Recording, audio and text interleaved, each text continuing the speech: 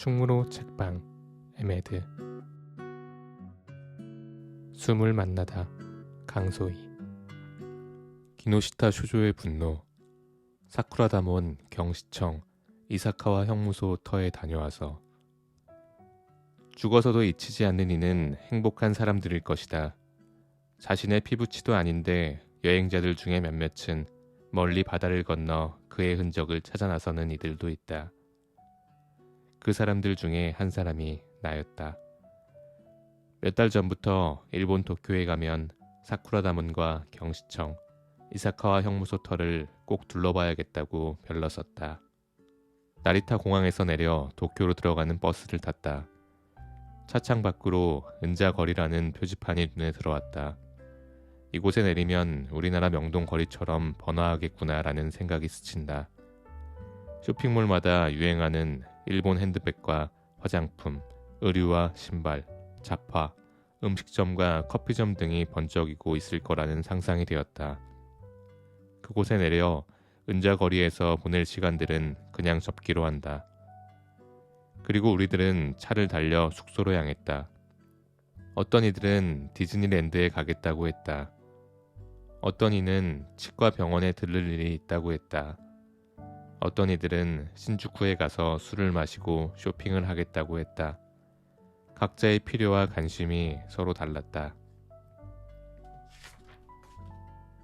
나는 전철로 도쿄역에서 내려 황거를 찾았다. 도쿄역에서 5분 정도 걸으면 히가시교엔이 나온다. 히가시교엔은 일반인들이 언제나 자유롭게 드나들 수 있는 왕실 정원이다. 해자 위에 안경처럼 생긴 니주바시를 둘러보고 사쿠라다몬으로 갔다. 사쿠라다몬은 니주바시에서 멀지 않았다. 황거 광장을 따라 7, 8분 정도 걸은 것 같다. 우리와 동행하며 길 안내를 해주었던 안내인이 여기가 사쿠라다몬입니다 라고 했다. 웅장한 무엇인가가 있을 것을 기대했으나 사쿠라다몬은 히가시교엔에서 바깥 세상으로 나가는 문이었다. 황거 왕실 정원 서쪽에 있는 문. 그리 화려하지도 않은 조촐한 풍광의 철문이다. 문 안쪽엔 철로 된 둥근 봉을 규칙적으로 박아놓고 그들은 그들의 왕궁을 수비한다는 느낌이 들었다. 그곳을 둘러보다가 고려문이라는 한자가 눈에 띄었다. 이것은 또 무엇일까요? 라고 우리들은 서로의 얼굴을 쳐다보았다. 왕이 바깥 나들이를 하려면 이 사쿠라다몬을 통해서 드나든다는 것을 짐작할 수 있었다. 요즘은 아침마다 사쿠라다몬의 검은 철문이 열리면 일본인들은 그곳으로 산책을 하러 들어간다고들 한다. 사쿠라다몬을 나오니 고풍스러운 페이지를 넘겨 도시의 모습이 펼쳐진다. 조금 전까지 보았던 초록색 소나무들과 해자의 물결은 더 이상 펼쳐지지 않는다. 도시의 높은 건물이 근엄한 얼굴을 보인다. 여기가 경시청입니다. 경시청을 보고 싶다고 하셨죠? 안내인의 음성이 들린다. 사쿠라다몬과 경시청은 이렇게 가까이 붙어 있구나라는 생각도 잠깐. 우리나라 광화문과 경찰청이 있는 위치와 거리가 비슷하네라는 생각을 했다. 사쿠라다몬에서 나오면 기역자로 꺾여 왼쪽 거리에 경시청이 있으니 말이다. 경시청은 우리나라 광화문과 세종문화회관 자리 정도의 거리라고 할까? 이런 유사성을 생각하면서 길을 걸었다. 안내인이 한마디 덧붙였다. 경시청 건너에 있는 저 건물이 일본 법무성입니다. 여기가 일본의 행정거리이지요. 네, 그렇군요 라고 말하며 나는 1932년 1월 8일로 시간여행을 그 순간 떠나보았다. 그곳에 여행을 갔던 날이 2016년 2월 1일이니 거의 84년 전이다. 기노시타 쇼조라는 청년이 일본 천황 히로히토에게 폭탄을 던졌던 곳이다. 어떤 기록에는 사쿠라다몬이라고 되어 있고 어떤 기록은 경시청 앞에서 일어났던 일이라고 되어 있다. 도쿄행 비행기 안에서도 어떤 것이 진실일까를 내내 생각했었다. 그런데 이제야 알 것 같다. 백문이 불여일견이라고 했던가. 84년 전 요요기 연병장에서 관병식을 마치고 황거로 돌아가는 천황의 경호는 경시청의 책임이었다. 경시청은 천황을 엄호해야 했다. 히로히토 천황은 그들이 신격화해놓은 신이며 국가였다. 목숨을 걸고 천황의 안전을 지키는 게 경시청의 당연한 책임이었다. 그런데 바로 경시청 앞에서 식민지 지배에 있던 조선 청년이 폭탄을 던졌다는 것은 일본에 대한 도전 중에 도전이었다. 그들의 자존심을 핥히는 일이었다. 일본은 세계 언론에 늘 이렇게 보도했었다.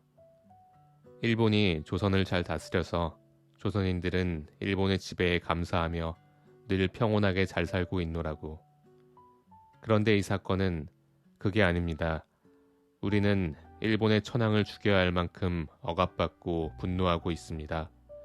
우리는 독립을 원합니다라는 저항 의지를 온 세계에 알리는 사건이었다. 일본은 경시청 앞에서 던졌던 기노시타 쇼조의 폭탄을 장소를 바꾸어 발표했다. 행사를 마치고 궁으로 들어가던 궁궐문 앞에서 일어난 일이라고. 우리는 여기서 짚고 넘어갈 일이 있다. 기노시타 쇼조라고 하면 일본 이름이 아닌가. 일본이 본격적으로 창씨 개명을 강요한 것은 1940년 2월부터였다. 그런데 한 조선 청년이 기노시타 쇼조라는 이름을 쓰기 시작한 것은 1925년부터였으니 그 이름은 일본의 강압으로 지은 게 아니었다. 7년 전에 일본인의 양자가 되어 받은 이름이었다. 철저히 일본인이 되어 한국 신민이 되고 싶었던 24살의 조선 청년 이봉창의 선택이었다. 일본식 복장 하오리를 입고 게다 일본식 남학신을 끌고 다니며 일본말을 유창하게 잘했던 조선 청년 이봉창. 아무리 안간힘을 쓰고 아무리 몸부림을 쳐도 그는 조센진이라는 이유로 봉급을 깎여야 했고 봉급을 떼어야 했고 승진 기회에서 밀려야 했다. 아니, 일자리를 빼앗겨야 했다. 빼앗겨 본 사람은 안다. 박탈당해 본 사람은 안다. 받고 싶어도 받지 못하는 사람은 안다. 자격을 제한받는다는 것이 얼마나 서러운 일인지를, 수모와 갈취를 받는 굴욕이 얼마나 분한 일인지를. 일본에서 받은 굴욕적인 괄시에 대한 분노였을까. 그는 비누가게 점원으로 있을 때 수금한 매상금 100원을 갖고 달아나기도 했다. 또한 요시와라에서 여자를 사귀는 등 며칠씩 기숙사에 돌아가지 않기도 했다. 주인으로부터 그는 한심스럽다는 질책을 받고 회사를 그만둔 일도 있었다. 가방점 외판원을 할 때도 판매금을 탕진하기도 한다. 성실하고 책임감이 강한 신뢰할 만한 사람이 아니었다. 그랬다. 일본에 대한 이봉창 나름의 분노의 표출이었는지도 모른다. 조센진이라는 이유로 차별받고 무시당하고 학대받았던 것에 대한 분노. 그렇게 세상을 막 살던 조센진, 기노시타 쇼조는 신뢰할 수 없는 사람으로 더욱 변해갔다. 14세부터 과자가게 점원으로 시작해서 19세 때 남만 철도회사 운전 견습생을 했던 이봉창.